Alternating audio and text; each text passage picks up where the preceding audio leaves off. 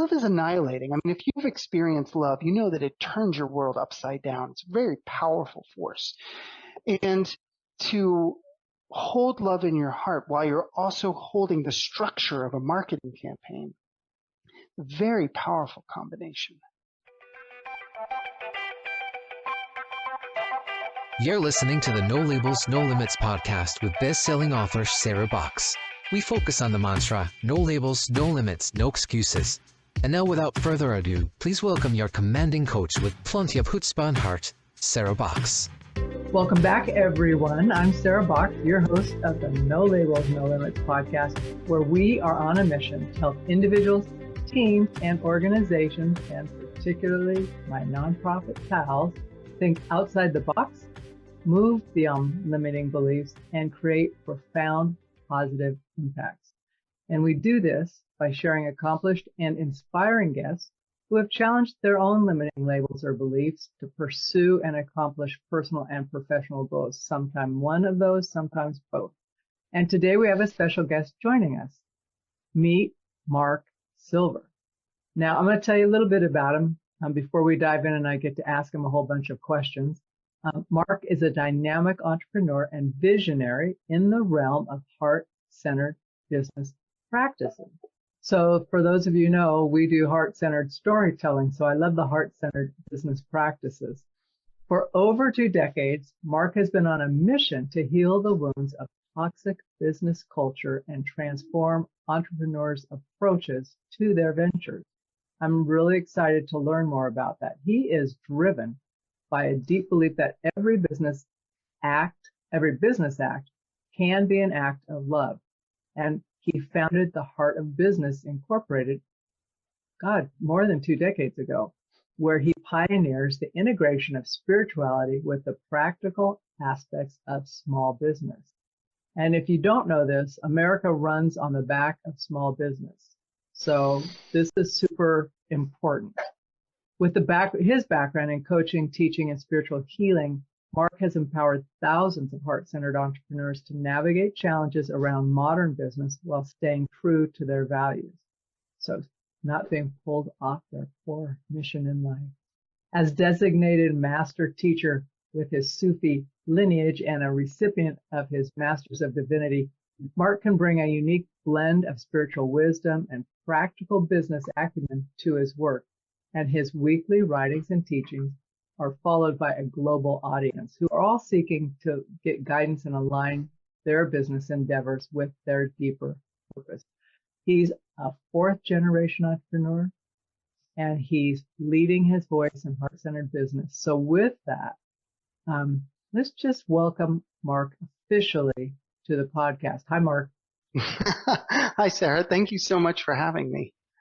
Well, as we were talking right before we hit record, I've been looking forward to this conversation because you blend all these unique aspects. Not only have you been doing your business for more than 2 decades, you've brought in different aspects that I think not everybody thinks about in terms of business. You know, we think about business. So, but first, I want to ask you, actually back to that work of the last 2 decades, how has that work transformed you personally? It's utterly annihilated me in a good way. You know, if anyone who's done any kind of spiritual work can perhaps relate. As a Sufi, the word annihilation is one we got comfortable with, but really, what I think what it has done is it has me embraced this kind of alchemical mixture of humility and surrender that is just an incredibly powerful place to be standing. You know, I know that when I was younger, I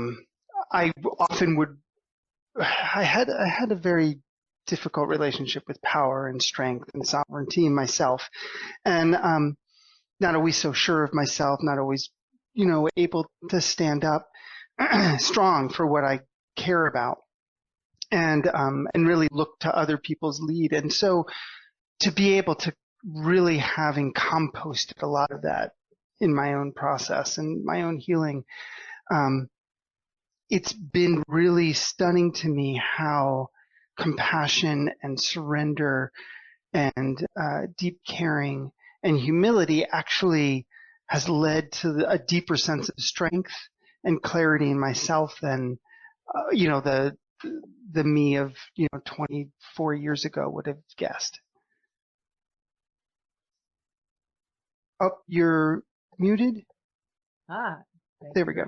Yes. So as you say that, it makes me wonder, you think about going back 20, 24 years, and if you were to meet that Mark, say you guys were out at some networking event or just having a meal together, what would be so surprising for you about where you are today? Like, would you have seen that, or what might? No, there's no way I would have ever seen where I ended up now. It's yeah. I think that, it's funny because I think that there are different ways to think about vision, and the way that it often gets used in our culture, especially in business, is thinking about visualizing the future. And I'm not that's not really my thing. Like, I don't want to try to guess at the future. I've rarely been very accurate at guessing what the future may hold.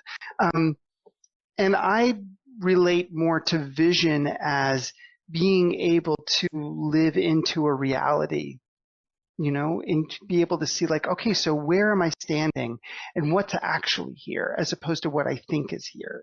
There's a lot of times assumptions or beliefs or preconceived notions can cover over being able to actually see things as they are.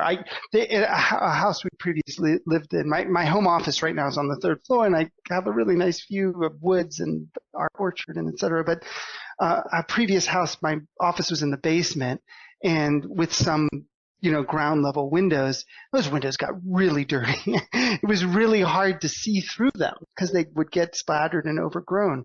And I think that for me is a huge part of the work of healing, is to be able to see, well, what's actually here, and what is it that we're covering our windows, covering our how we're perceiving the world in ways that's derailing us, because we're reacting to what's on our heart or what's in our face rather than what's actually out there.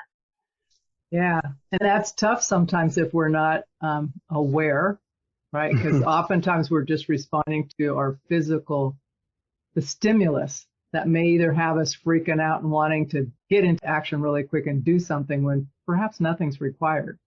Right. Exactly. So one other question before we go into, I really do want to talk about your view on business and culture and acts of love within business. But what made you focus, or why did you choose to focus on entrepreneurs versus larger organizations or even corporations? I grew up in small business. My grandfather was an immigrant with his family from Eastern Europe in the early part of the 20th century, in the early 1900s, Eastern European Jewish. And he eventually became a pharmacist and sold alcohol by prescription during Prohibition. It's a fun little story. And then started a wine store after Prohibition. And that was the family business that I grew up in, that my parents ran. And then as I grew up into adulthood, I just saw so many people that I really admired or cared about, or friends who were self-employed, or they had tiny businesses or small businesses. And I just saw there's just something that I love about that. And larger organizations were never really anything that pulled me in the same way at that time in my life. I love how close the owner can be to the full picture of the business. There's not so much removal. You're not removed by, having a team of hundreds or even thousands of employees. And that kind of immediacy to me has an aliveness to it that I really enjoy. Yeah, I agree with you. That If it's healthy, it's a great family. Yes. Yeah. Wow. Anything can be unhealthy. I know. And Oh, go ahead. yeah. Yeah. And, you said this earlier, small business is really where innovation comes from.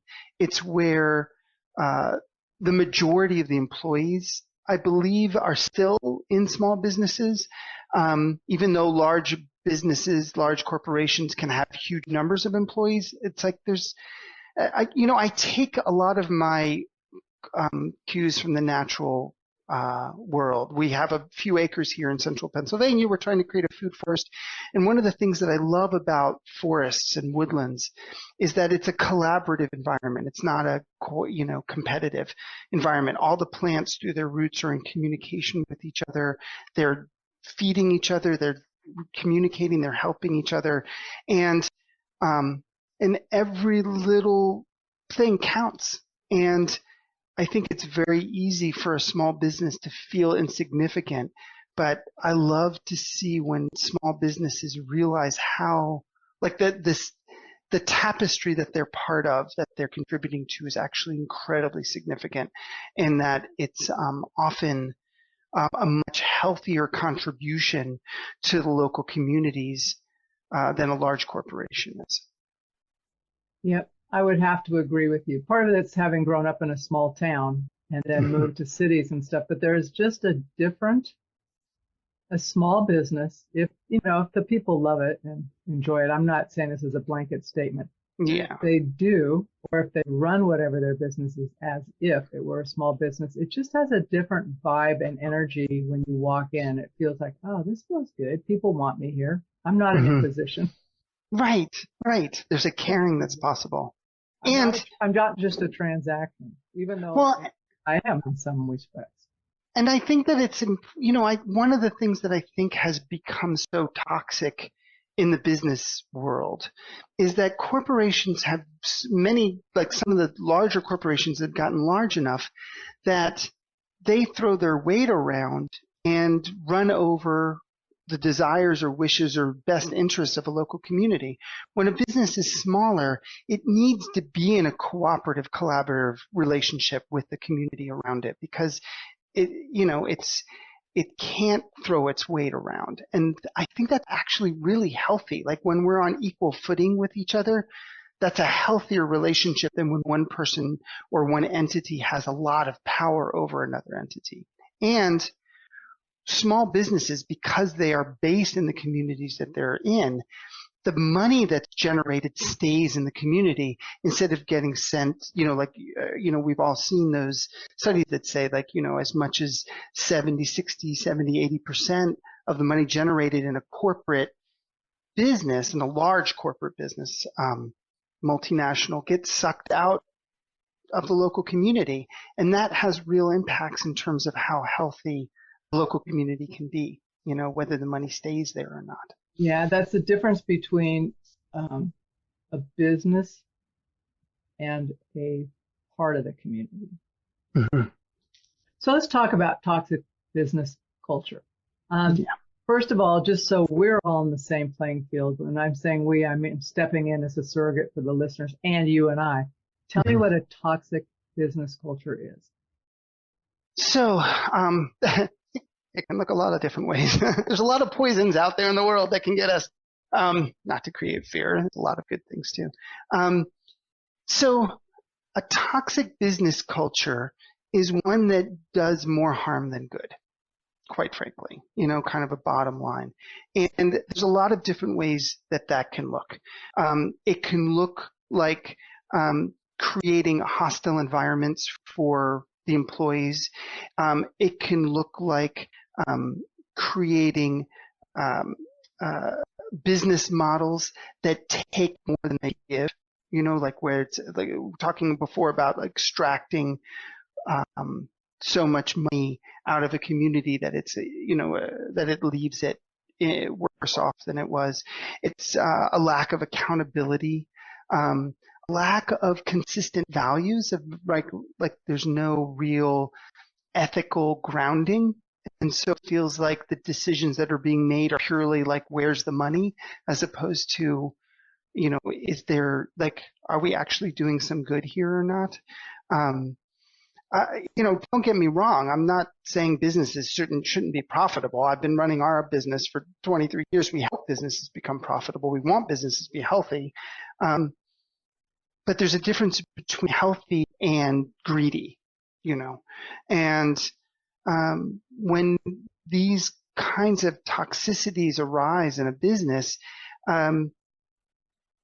it can't really function. It can't really function on a long-term basis. It's going to eventually die off because it's going to create enough harm that people abandon ship. The employees leave or they start sabotaging. If you're having problems with the employees acting out, look to see how the business is acting first. That started somewhere. My experience with our own team and employing people and working with other businesses that have teams is that people generally want to do the right thing. People want to care. My job in my business is usually getting our employees to slow down and take breaks and to not overwork themselves because they care and they want to do the right thing. That's the general baseline for humans, is that we want to care, we want to contribute, we want to help, and we want to make things better. And if that's not the case in your business, in a business, then that business would be served by really looking at itself pretty closely to see, like, okay, how did we start this cycle of harm? How did the company itself? So say I came to you as a small business and said, these are the signs I'm seeing. I'm seeing X, Y, and Z. I'm seeing tension that didn't used to be there. People kind of not showing up or checking out early. Kind of possessive behavior on things, not sharing information, whatever. Where would you start with me on that, me and my team? Yeah. So I think what we would need to do is we probably want to do a full assessment of the whole business. What's going on here? Is the business model working? Is the marketing working? What are the services? Like, I'd want to look at all the different pieces, because what often happens is that something's not working right. And this is normal. It's like things don't always work ideally, and it's fine. We ran an offer recently and we didn't sell nearly as much as we thought we would. And we're like, let's take a look at this. And we found out what was going on. But what often happens, especially in a small business, is that the owner often has so much weight on them that they start reacting. It's like overcorrecting. It's like you get into if you're driving down the road and you get into a turn and you start to spin out on ice or something, and then you overcorrect, and that just causes a spin and can get you into, small correction. So what's going on? Is there not enough profit? Do you not feel secure enough? Are you getting scared? Like, is the owner getting scared and starting to react out of fear? Some people, when they react out of fear, they call in more help. Other people, when they react out of fear, they clamp down and they get more controlling.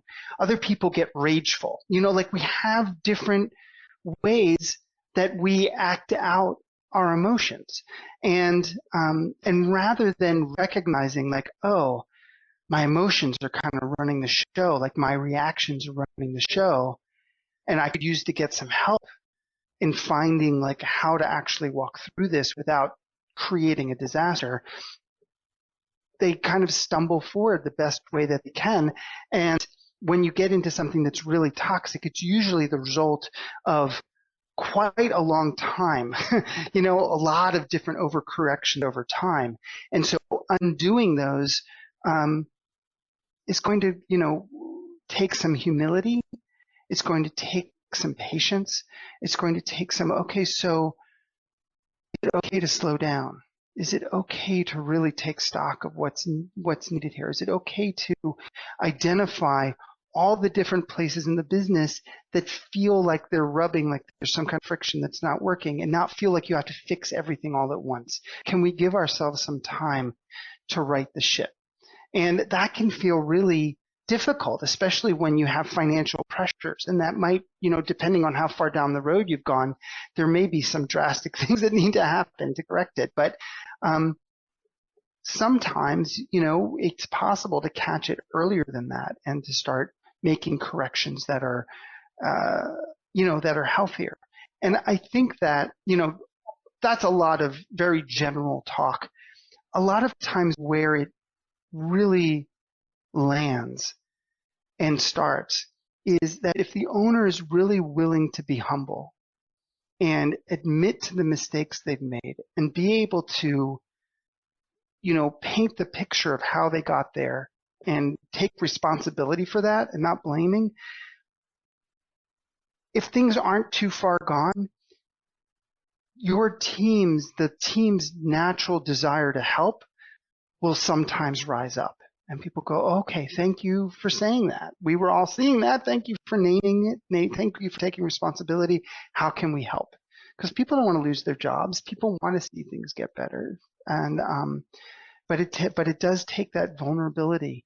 I say in my book, Heart Centered Business, one of the most important qualities in a business owner for success is vulnerability. And without vulnerability, it's impossible to take in new ideas. It's impossible to admit to mistakes. It's impossible to access the humility that's needed to learn and to let other people in and to let the help in to be able to correct what can be, a painful situation. Hey there, everybody. I want to take just a minute out of this episode of the No Labels, No Limits podcast to tell you that we are officially opening the Sandbox membership in September. So if you're not already on our mailing list, please click the link below to either sign up for the membership or get on the waiting list for the membership. And if you click the link, you'll find more information about what's included, what our plans are, and better yet, you'll be on early enough to help decide what is most important to you to experience in the first 3 to 6 months of the membership. So don't wait. Click the link below and join us in the Sandbox where fun happens. We get to do a little R&R, little learning, support one another, and really grow and expand in ourselves, in our lives, and impact the world in a profound way. So come on over, join us. When you say vulnerability, Mark, I've spoken with folks who sometimes confuse that or conflate it with vulnerability, authenticity, which means tell all, whether or not it's related to the issue at hand. Like, here's everything that's going on in my life, right? May or may not have an effect on the business. It might have an effect, but it may be inappropriate. It's like oversharing. Right. So how do you distinguish that for folks? It's challenging. It's not always so easy. What I like to do is I like to ask, why am I sharing this? And this requires some awareness, and this is why we do work at a heart level, at a spiritual level, at a, just at an emotional level. Because it takes some awareness. Like, am I sharing this because I'm needing help? Or am I sharing this because I'm hoping it will be of service? If I'm needing help, like if I'm in an emotional mess and I'm needing help, then that's a clue to me that I need to lean into my circle of support, which is not my entire team. My wife is a partner in the business and, she's someone that I can confide in. I have other confidants who aren't in my business that I can go to and say, wow, can I get a session? Can we talk through something? Can you help me face some of my fears or some of my emotional stuff? And if I can process it on my own, then I can bring it to my team after I've processed it and say, you know what? I realized I got scared and I acted out, and that was terrible. And I really don't want to do that to you. And I don't want to do that to us in the business. And this is what I want to do instead. And this is my pathway forward. And that's the difference between sharing, from a place of knowledge and awareness versus going, oh my God, things are a mess. Somebody save me, and asking the team to be my therapist, which is not going to work out very That's well. super helpful. Well, I think just what you said, that when you said the question is to think about, am I sharing this to be of service to others or just because I need support, which as the leader or owner, it's like you can get support, but it's not from your team who you need to support and lead. Yes. And it doesn't mean that you can't be honest if you're going through tough times to say, I'm struggling here a little bit, you guys, but I want you to know I've got my support lined up. But let's talk about how the business is doing or how this might be affecting the business. Yes. So I'm going to just say something. I hope you're not offended.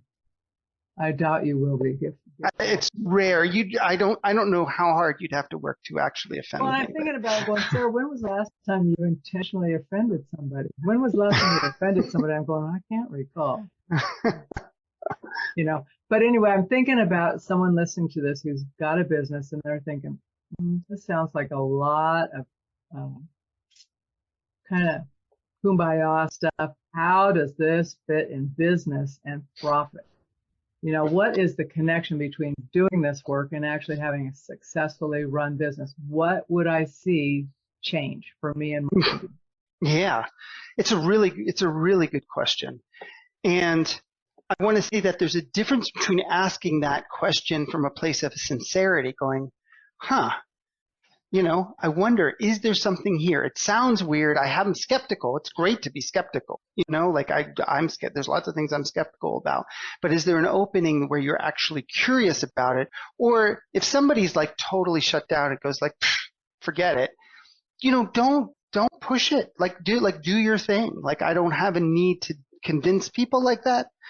But if there's some curiosity and some openness, what I have noticed is that when I'm in reaction, I either do a whole lot of stuff, most of which, like overcompensating, like I'm just doing a million things trying to control the situation, most of which is ineffective or unnecessary. I think we've all heard some version of the phrase, slow down to go faster.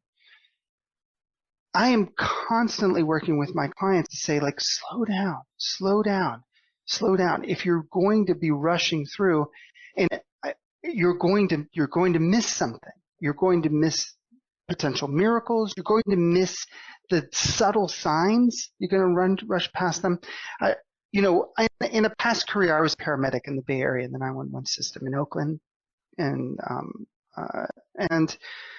when I first got my paramedic training, I did that for quite some time till I was burnt from that. And so I'm really committed to being practical. I'm a hands-on person. I like doing woodworking. I want to see physical results in the businesses as well. But my paramedic instructor told us, she said, no matter how terrible the scene is, no matter what's going on, and I've been on some bad scenes, let me tell you, there's always time to check your own pulse. And that has stuck with me for many, many, many years. And if you don't have the few minutes, the 5 minutes, the 10 minutes, the 15 minutes, the hour, the day to slow down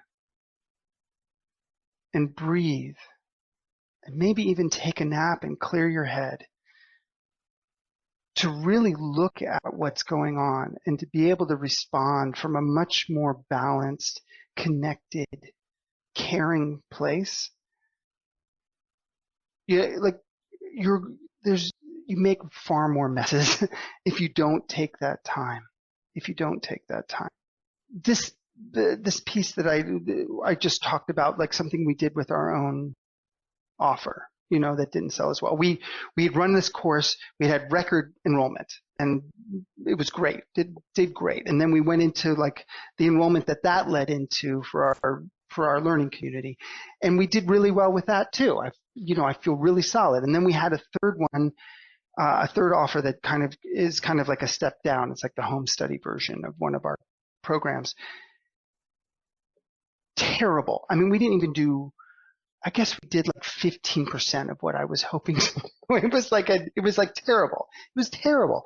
And what happened is this was less about like fear and reaction. It was more about autopilot. We were just going on autopilot.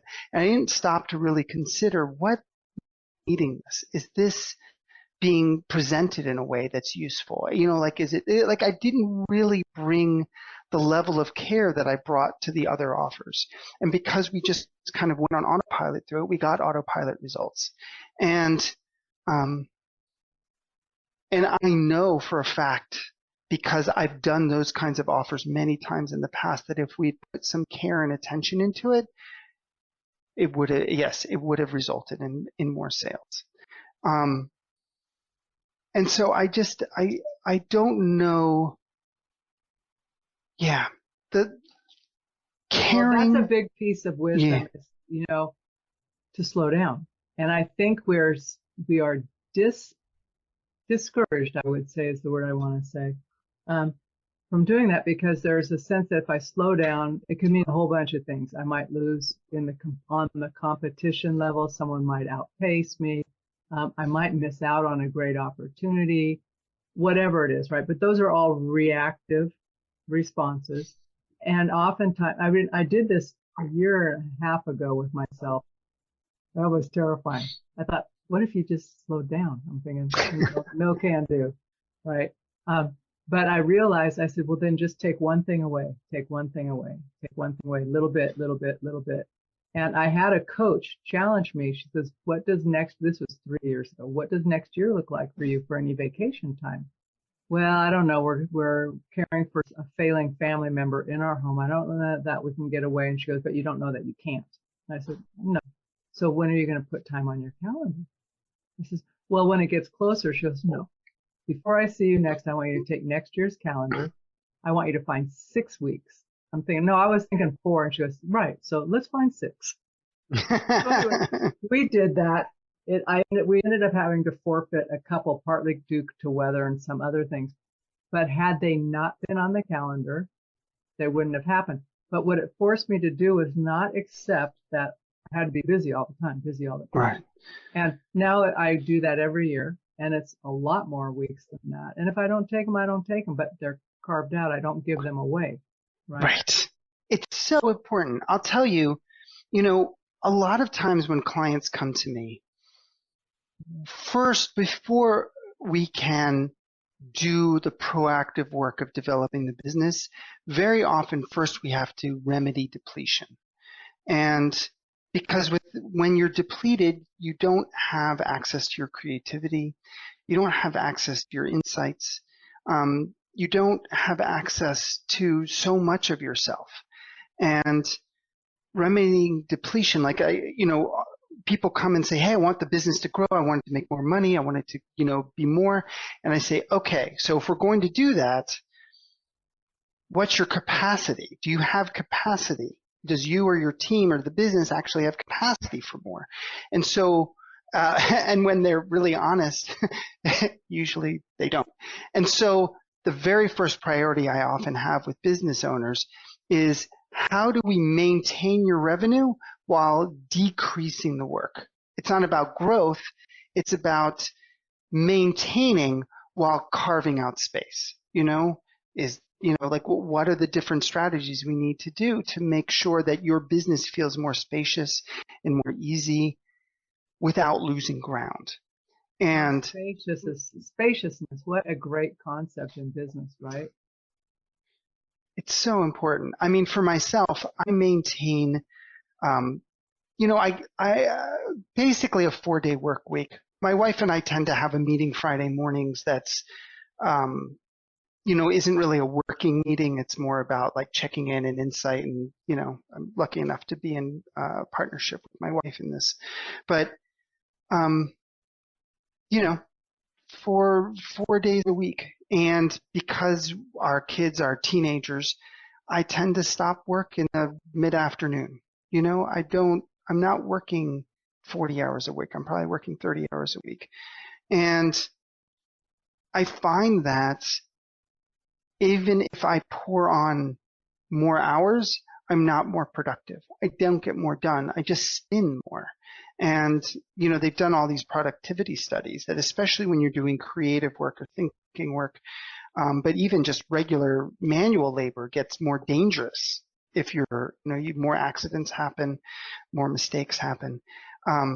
There's not a lot of additional productivity gained after a 30 or 35 hour work week. And it's really, that's heresy in a lot of U.S. Working environments. But in Europe and in other countries, they've found that, it's like we're destroying our life quality for nothing. We're like for no There's gains. No gain from it. There's no gain from it. And,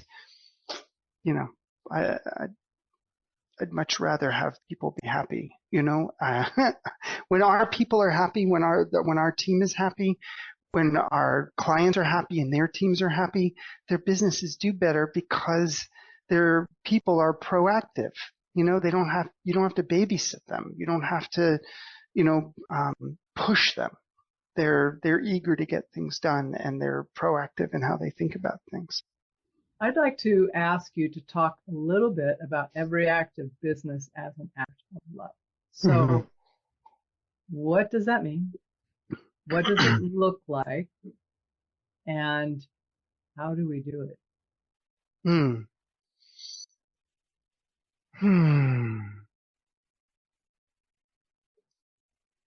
My experience in this world of ours is that love is the foundation of everything. That we come from love and we return to love, and that my most happiest and most productive and most engaged and most worthwhile moments in life, love was involved. Love for me is this quality of deep caring. It can look a lot of different. There's a lot of different versions of love.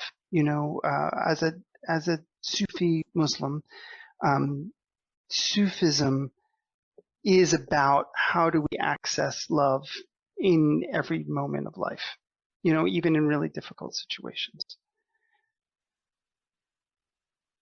If I can have my heart be full of love, be remembering that love is available. One of the questions we teach our clients to ask is, like, in a difficult situation, can you ask the question, is love available even here?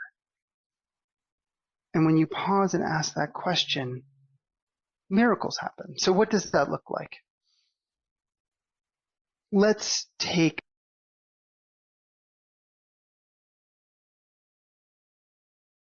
in sales and things like that. And so let's talk about marketing for a second. If someone's going into marketing and they're coming from a place of fear, and fear and love are not the opposite. Fear is not the opposite of love. Fear is how when we get thirsty, we feel that thirst in our throat. When we get hungry, we feel that feeling of hunger. Fear is that feeling of thirst in our heart, that our heart is thirsty for something. And love is often what we need to drink in. And when we're approaching our marketing, and, so I was working with a client, and they were wanting to, promote one of their offers out to their market. And they, we start talking strategy and what to do and how to do it. And I could feel them in the conversation. And, they're getting amped up. They're getting nervous. Is this going to work? What do I say? And you go into like, okay, so how do I market this so that people are going to do the right thing and they're going to respond and they're going to buy? And there was this quality of like trying to take that was coming in.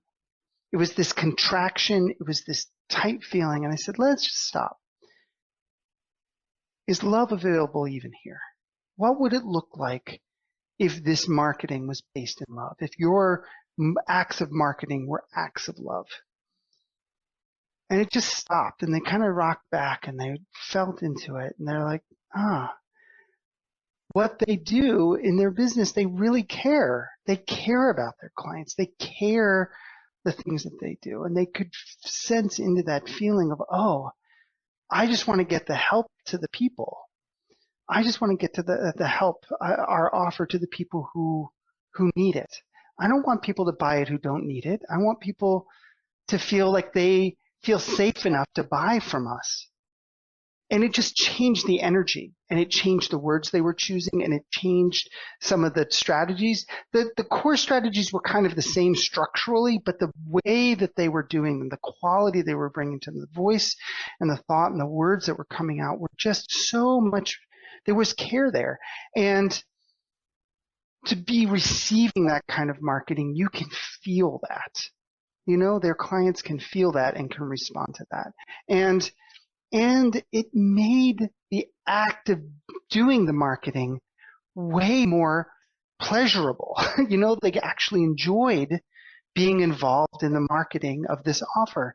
And, a lot of times people avoid marketing, or they do the minimum, or, they shy away from it because there's all kinds of feelings about marketing, or they get into like the push energy.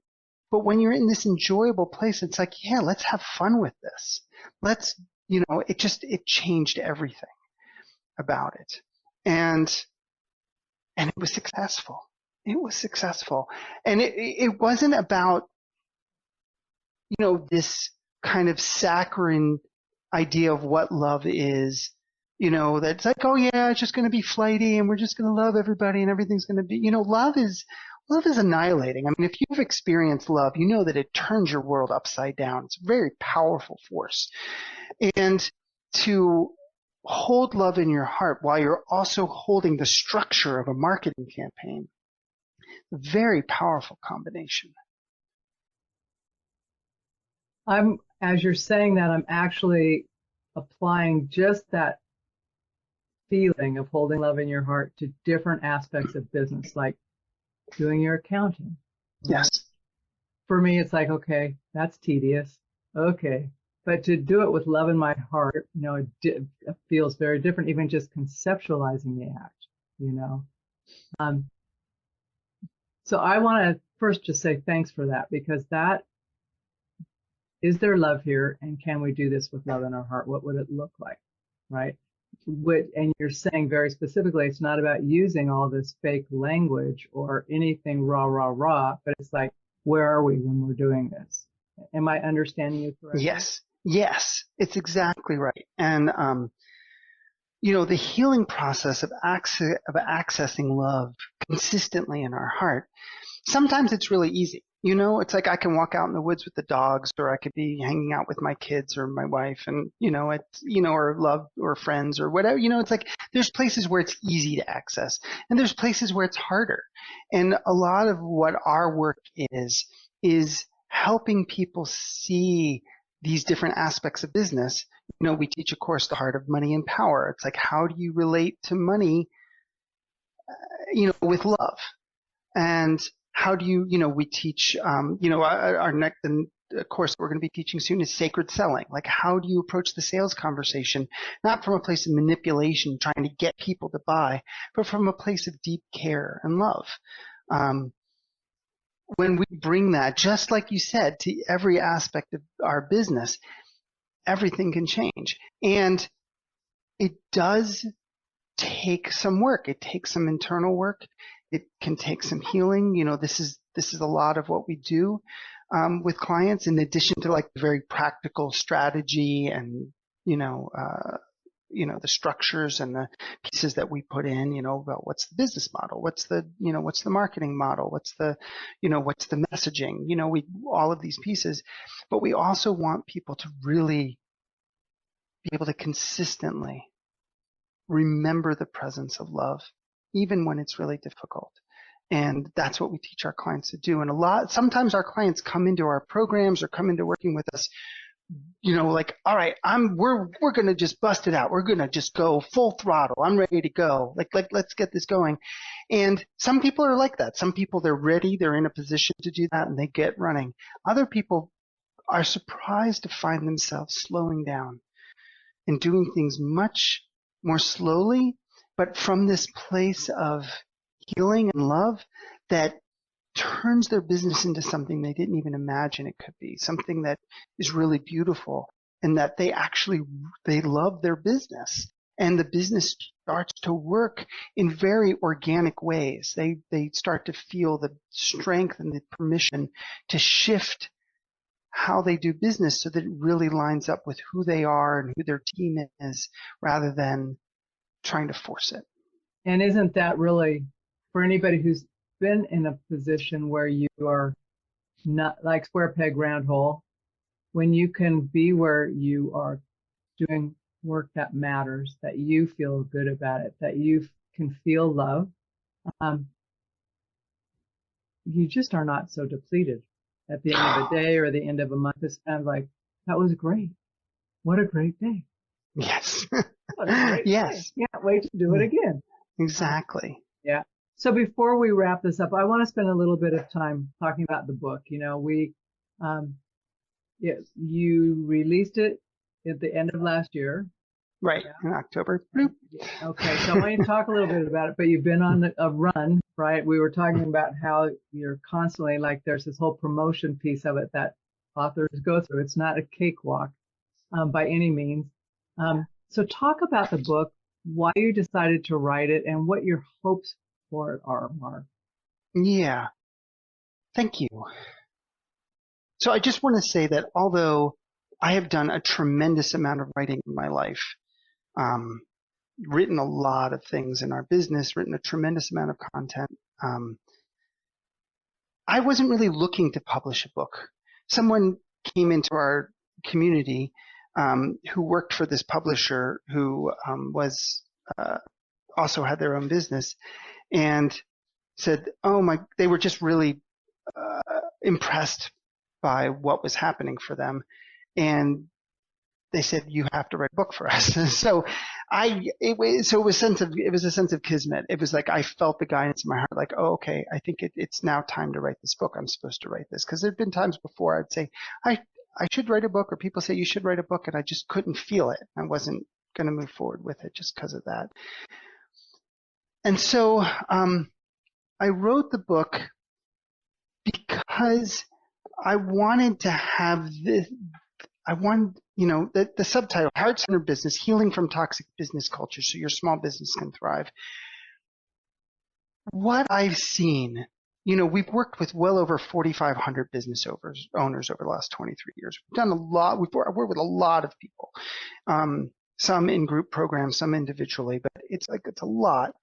And the thing that I see people stop with the most is that because people have such a strong sense of ethics and such a strong sense of caring, is that they will not do something that betrays their values, and their businesses struggle.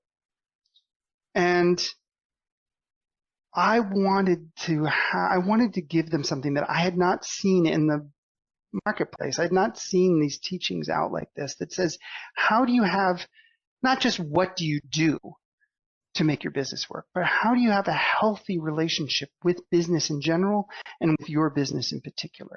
How do you have a healthy relationship with developing a business?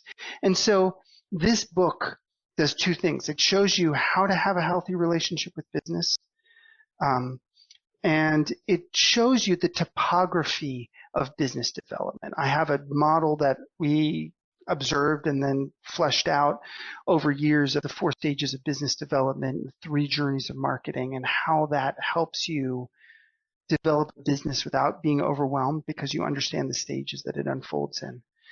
And I wanted most of all for people to trust themselves. The way the book starts out, it says, if you have issues with business, I don't want you to get over those issues. Those are wisdom. Business has been done in some really terrible ways, and we don't want you to lose that sense of a North Star of your ethics in doing your own business. We don't want you to trample over your own heart in doing business. We want you to preserve that. But we also want you to lean in with some discernment and ask this question: is love available even here? Is there a pathway through that is not toxic, that is not terrible, that does have love in it? Can you develop a business, without either having to push through and harming yourself, or without turning away entirely and turning your back on really critical parts of your business that need you to show up for it if it's going to be healthy? You're muted. So you have a free gift for our listeners, right? Related to your book? Yes. I didn't want to stump you there. I'm thinking, okay, I'll tell you the free gift I'd like. Yes. What do you want? Yes. So if you go to our website, heartofbusiness.com, on the homepage, if you scroll down, you can download the first chapter of the book, which I think is it's a great way to kind of get a sense of, like, do you even like you may like what I'm saying, but does it make sense? Like, you read a chapter of a book and you go, okay, this makes sense, and you get the book and take the next step.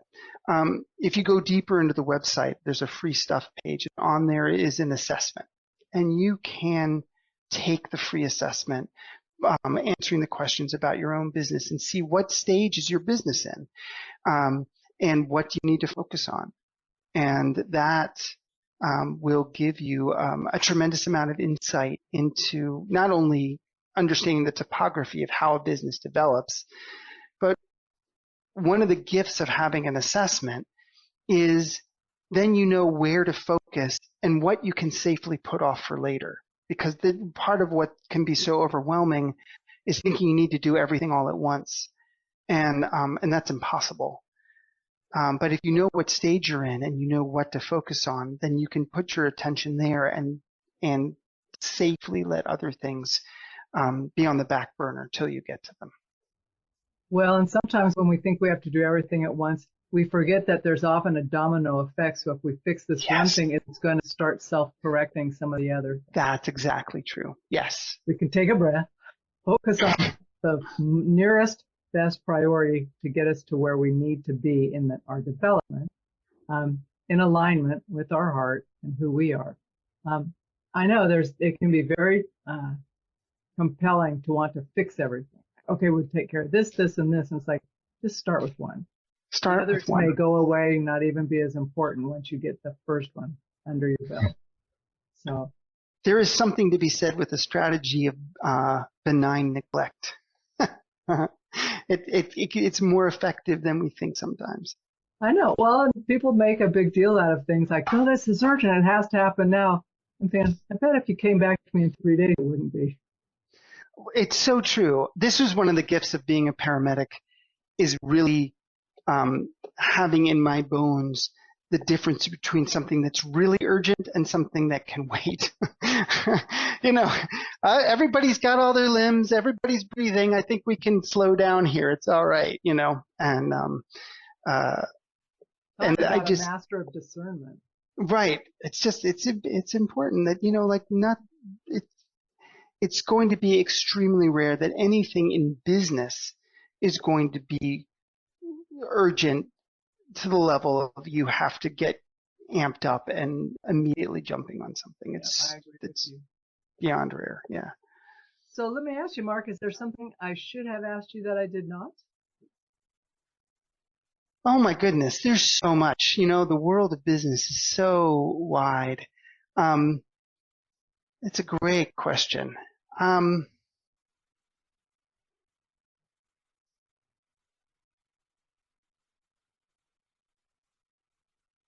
I think that, I want to return to this question of trusting ourselves. I think one of the keys in life as well in business is to learn to trust ourselves. But there's my chapter 3 deals with this. It says, you can be trusted with your business. And it has to do with this discernment, because our initial reactions very often have wisdom in them, but not at face value. And if there's time, I'd like to tell a very short story about it. I remember when I was in my initial training with my Sufi teachers, and I was hired as faculty and co-teaching with one of the really senior teachers.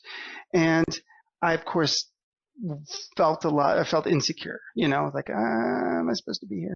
And I had just had a lot of doubt, like, did they hire the right person? Am I supposed to be here? And the teacher came to me and said, I want to tell you something, like, after teaching with you,